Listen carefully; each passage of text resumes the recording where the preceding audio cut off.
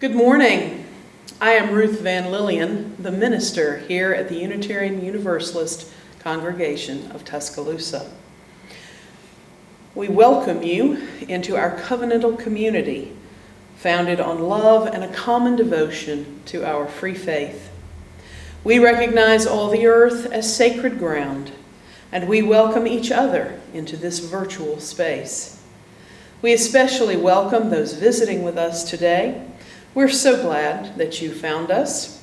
We invite you to connect with us in our community through the comments below or visit our website or Facebook page. Good morning. I'm Steve Borelli. I'm the lay service leader for today. If you want to follow along, you can access our order of service through the link below in the comment section. If you're not seeing the comment section or the link, if you're watching us on a smart TV, for example, you can use YouTube. Go to our UU Congregation of Tuscaloosa YouTube channel through the YouTube app on your PC or your smartphone or your tablet. There's also a number of important announcements in the order of service, so I encourage you to read it carefully. Our church website and Facebook page also have information about upcoming online activities. And finally, we have a listserv that's called NewsNet that members and friends can use to keep up to date on church activities. So we leave no stone unturned in trying to keep everybody up to date. We also invite you after the service, immediately following the service, to an online coffee hour, which will enable us to fellowship with each other and build community. You can see the link for the online coffee hour, again, in the comment section below, or if you're on NewsNet, in the email that you received recently about today's service. The prelude prepares us for today's service.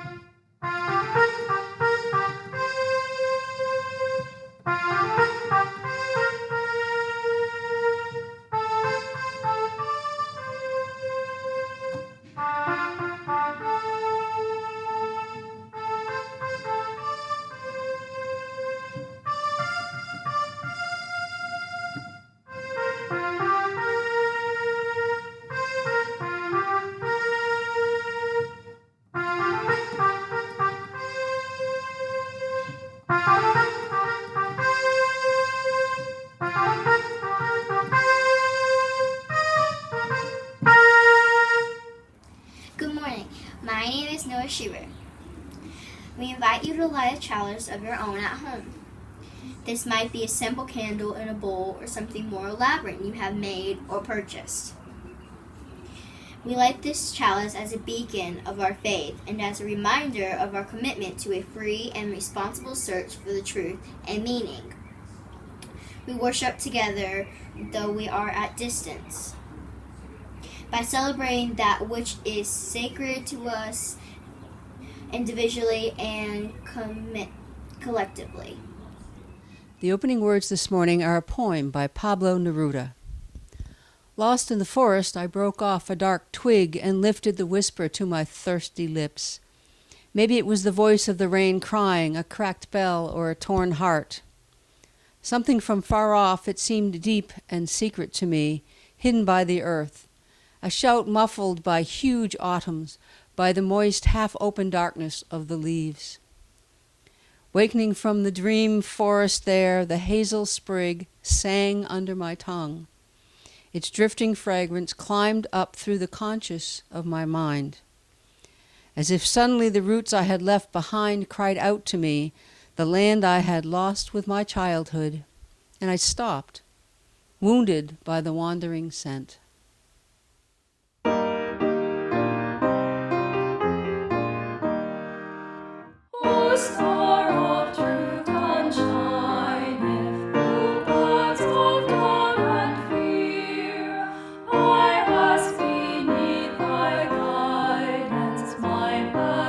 May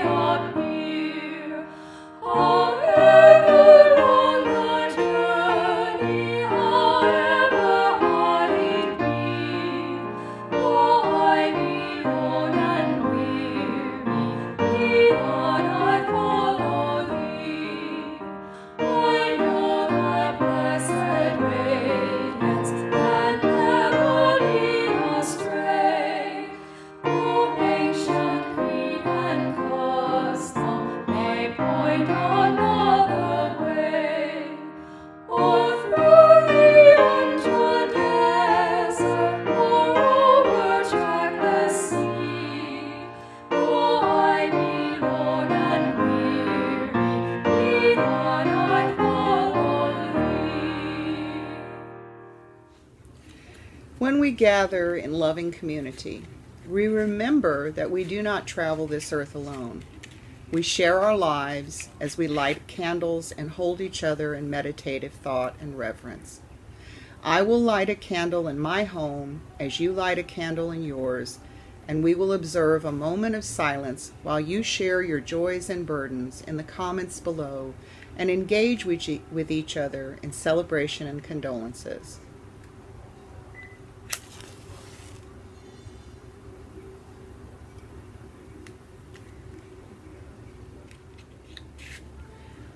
I will now light a final candle for all those burdens and celebrations shared in our virtual spaces and for those that went unspoken.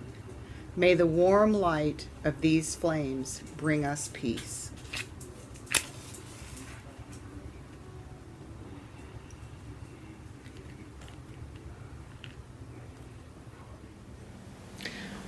Let us spend some time in silent meditation, and then I will close us with some words from Nelson Mandela.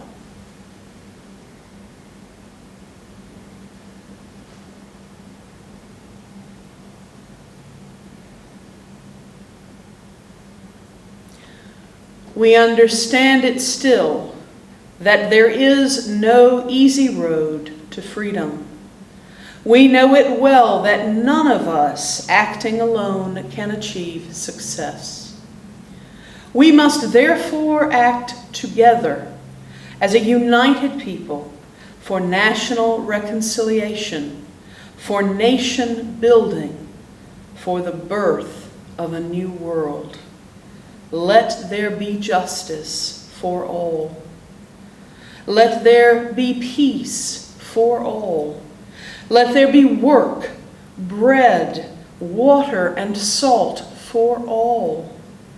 Let each know that for each the body, the mind, and the soul have been freed to fulfill themselves. Let freedom reign. Amen. Shalom. Blessed be. Today's story for all ages is The Giving Tree by Shel Silverstein.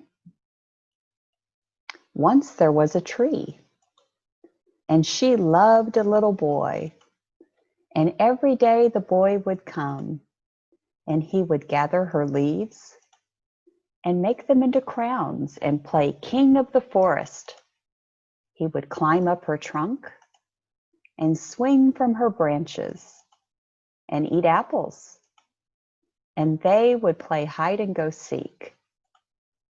And when he was tired, he would sleep in her shade. And the boy loved the tree very much, and the tree was happy. But time went by, and the boy grew older, and the tree was often alone. Then one day the boy came to the tree, and the tree said, "Come, boy, come and climb up my trunk and swing from my branches and eat apples and play in my shade and be happy." "I am too big to climb and play," said the boy. "I want to buy things and have fun. I want some money. Can you give me some money?" "I'm sorry," said the tree, "but I have no money. I have only leaves and apples. Take my apples, boy, and sell them in the city. Then you will have money and you will be happy." And so the boy climbed up to the tree and gathered her apples and carried them away, and the tree was happy. But the boy stayed away for a long time, and the tree was sad. And then one day the boy came back, and the tree shook with joy, and she said, "Come, boy, climb up my trunk and swing from my branches and be happy." "I'm too busy to climb trees," said the boy. "I want a house to keep me warm," he said. "I want a wife and I want children, and so I need a house. Can you give me a house?" "I have no house," said the tree. "The forest is my house, but you may cut off my branches and build a house. Then you will be happy." And so the boy cut off her branches and carried them away to build his house, and the tree was happy. But the boy stayed away for a long time, and when he came back, The tree was so happy she could hardly speak. "Come, boy," she whispered, "come and play." "I'm too old and sad to play," said the boy. "I want a boat that will take me far away from here. Can you give me a boat?" "Cut down my trunk and make a boat," said the tree. "Then you can sail away and be happy." And so the boy cut down her trunk and made a boat and sailed away. And the tree was happy, but not really. And after a long time, the boy came back again. "I am sorry, boy," said the tree, "but I have nothing left to give you. My apples are gone." "My teeth are too weak for apples," said the boy. "My branches are gone," said the tree. "You cannot swing on them." I'm too old to swing on branches," said the boy. "My trunk is gone," said the tree. "You cannot climb." "Oh, I'm too tired to climb," said the boy. "I am sorry," sighed the tree. "I wish that I could give you something, but I have nothing left. I'm just an old stump. I am sorry." "I don't need very much now," said the boy. "Just a quiet place to sit and rest. I am very tired." "Well," said the tree, straightening herself up as much as she could. "Well, an old stump is good for sitting and resting. Come, boy, sit down and rest." And the boy did, and the tree was happy. The end. Thank you for listening today to our story for all ages. Goodbye.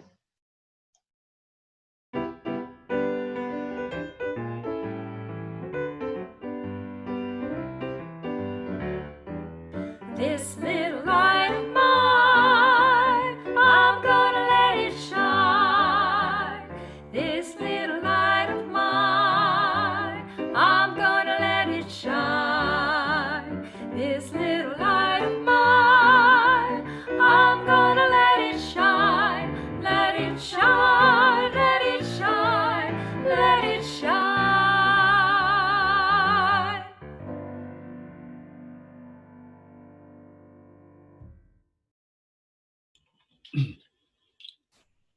Out of gratitude for all we've been given and all we have now, we share our resources because we love and trust one another, and because this church enriches our lives and empowers us to make our whole world better.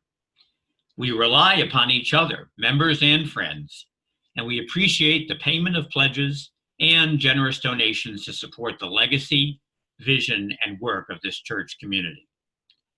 Contributions may be made through PayPal by using the link below in the description, or by mailing checks to UUCT. All undesignated contributions will be divided between our Split the Plate partner and our congregation. Our Split the Plate partner for this month is shown on the screen as you're listening to this. Please mark your pledge payment to UUCT in the comments field on PayPal or the memo line of your check. If you prefer to write a check directly to our partner organization, please mail it directly to the address we include in the description of this video. The offertory music will continue in this window as you open a new window to make your contributions.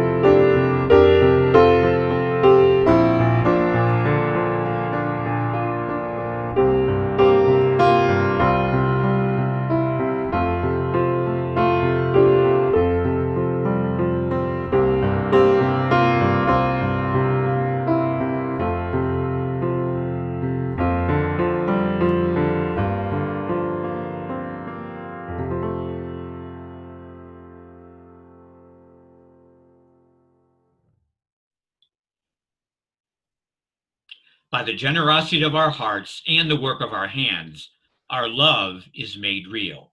Thank you for your generous gifts. My story today is about getting lost in the woods. I have been lost in the woods twice in my life, at least that I can remember. I obviously found my way out because I'm here now. And neither time was for very long.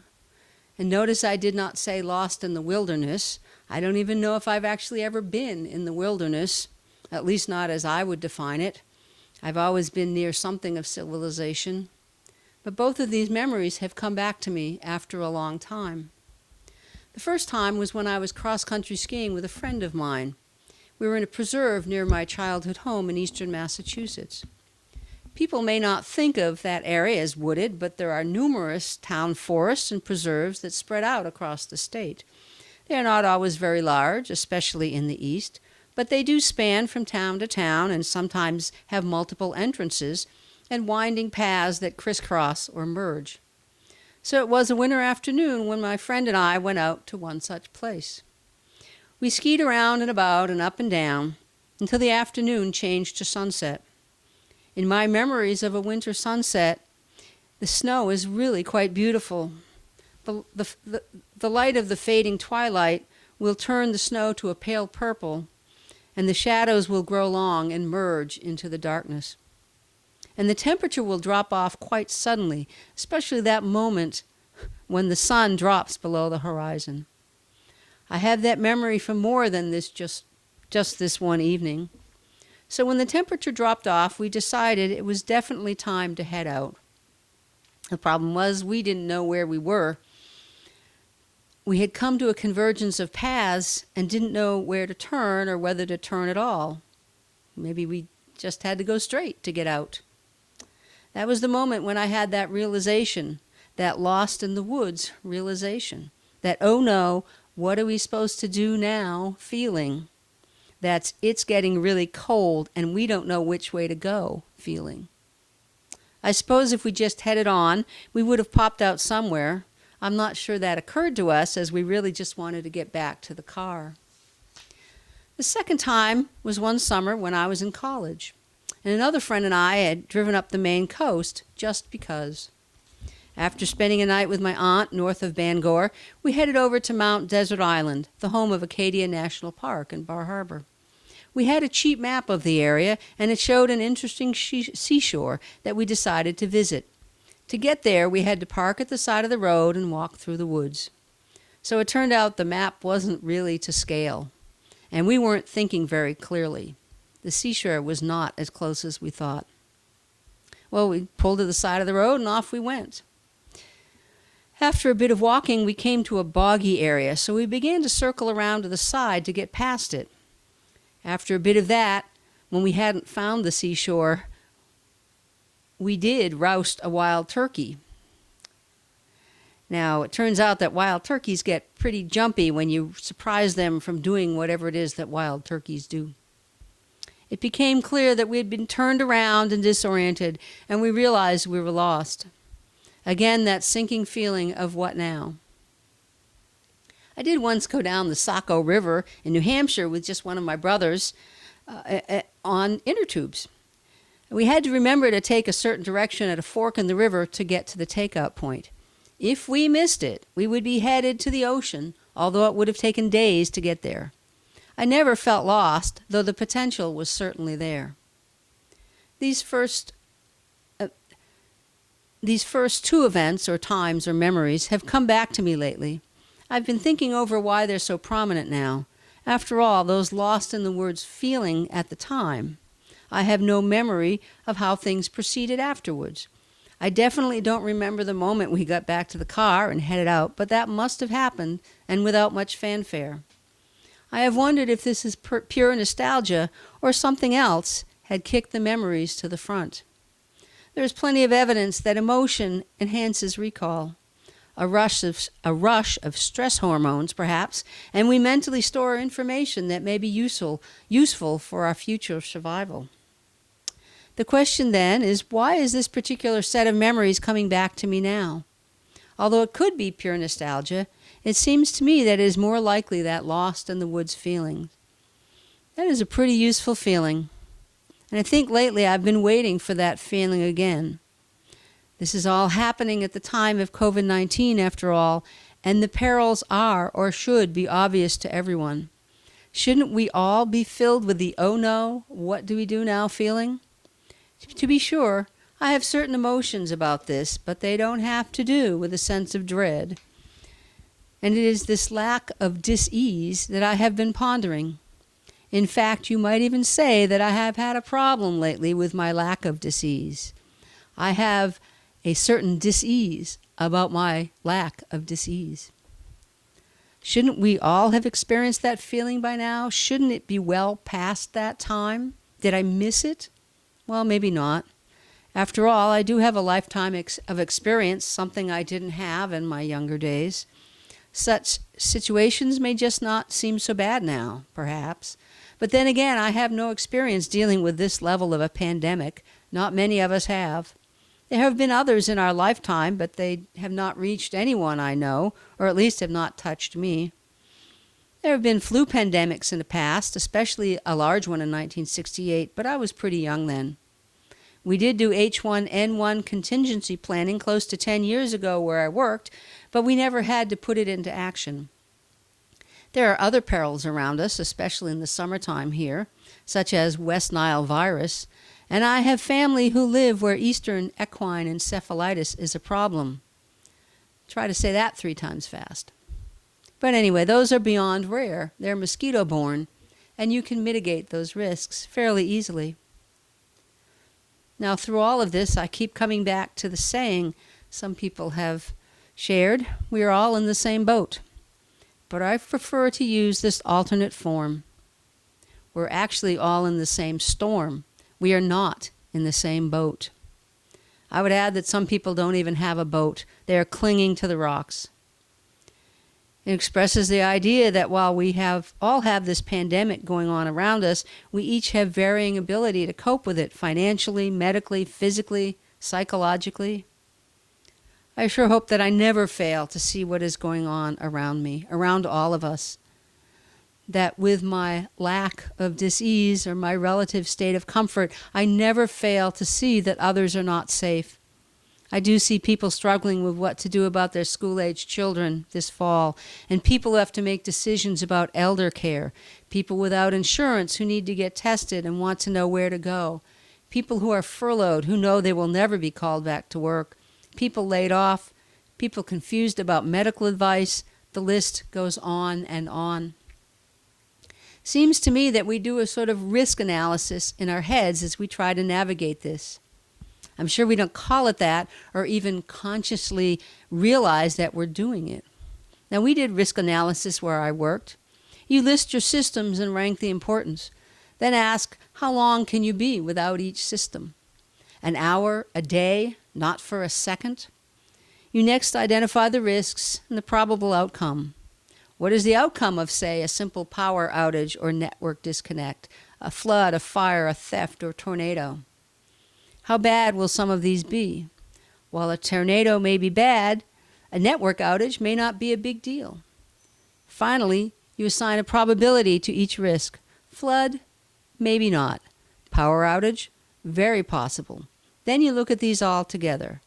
That which is not too bad, but very likely you might work to mitigate. That which is bad, but can be dealt with in hours to a day, and is not likely to happen, you plan for, but you don't stress over it. That which is really bad, with even the smallest possibility for a system you cannot live without for very long, you make some serious plans. To some, that which is precious to them, that they cannot do without for even a second, even at very low probability of harm, is not worth the risk. Of course, we always bring other sorts of emotions into this. The same input goes through a completely different calculation for each of us, and we never seem to understand each other's reasoning. Some people are still running the scenarios. Some don't have all the inputs. Some have a list of risks that are too numerous to comprehend. We're all in the same storm, but we are not in the same boat or any boat at all.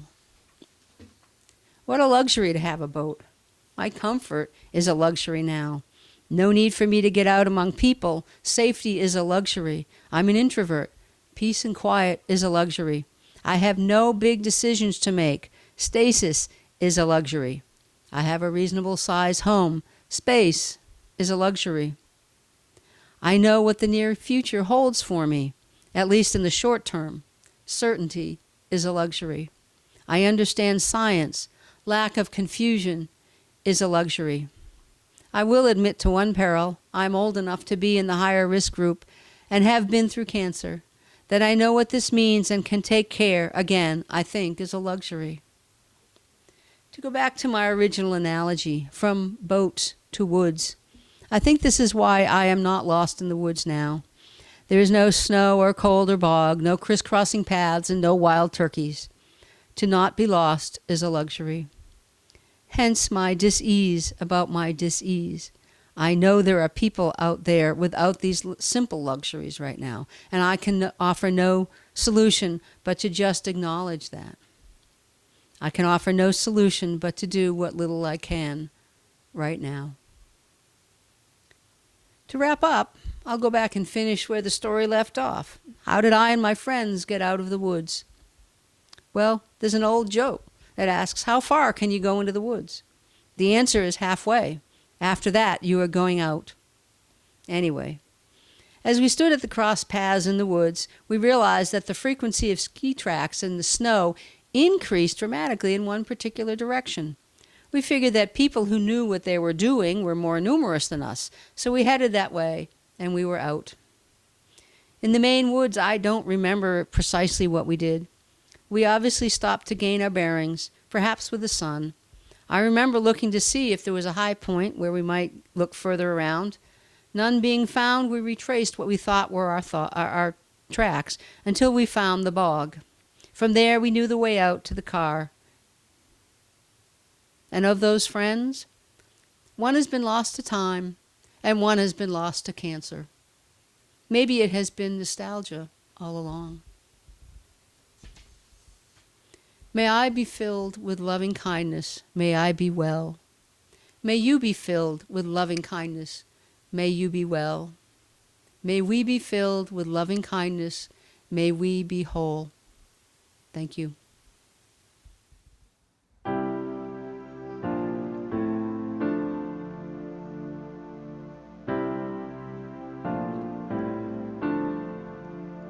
May I be filled with loving kindness.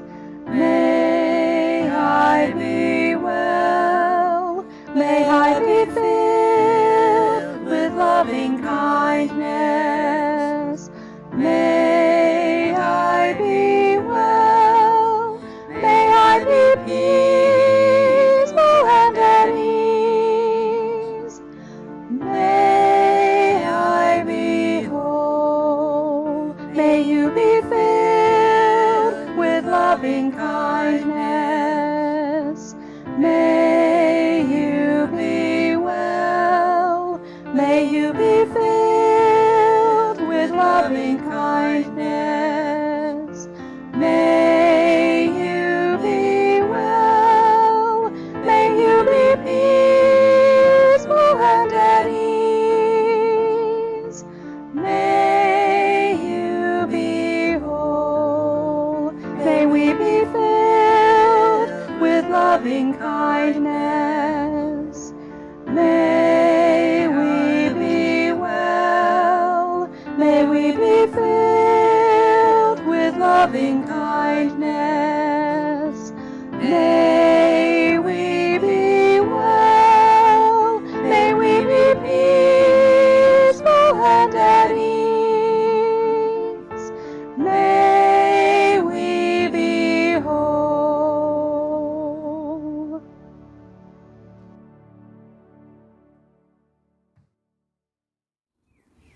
Please read the words in the order of service along with me.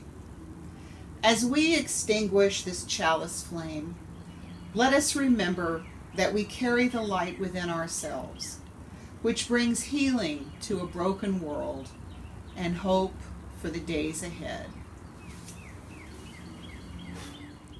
Our closing words this morning are these. Blessed is the path on which you travel. Blessed is the body that carries you upon it. Blessed is your heart that has heard the call. Blessed is your mind that discerns the way. Blessed is the gift that you will receive by going. Truly blessed is the gift that you will become on the journey. May you go forth in peace.